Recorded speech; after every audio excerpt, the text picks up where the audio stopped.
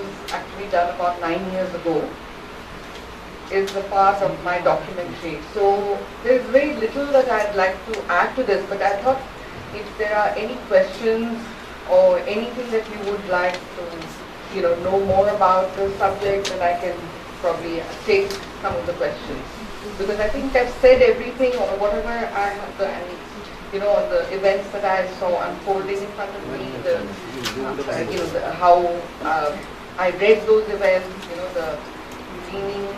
I wanted very much to show that there was really a space for women who may be having, especially in rural India, no space for women who either indulge in aberrant behavior because of some mental health issues or some other issues, and for women who want to go away from the norm, who break the norm. So that to me was quite a concern, and that is what came to. And also, I felt very strongly about the gender, what should I say, hostility towards women who have either living and seem self-sufficient on their own, or seem to be challenging, and also you see that, I didn't cover issues related to property, but I know for a fact that some of them also, there could be any reason.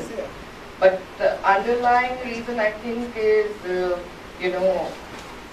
definitely a lack of, I think it's a multi-layered, so I can't say there's one reason, but there seem to be multiple reasons for why this phenomenon continues to this day. So if there are any questions, I'd be happy to answer. Okay. So I don't,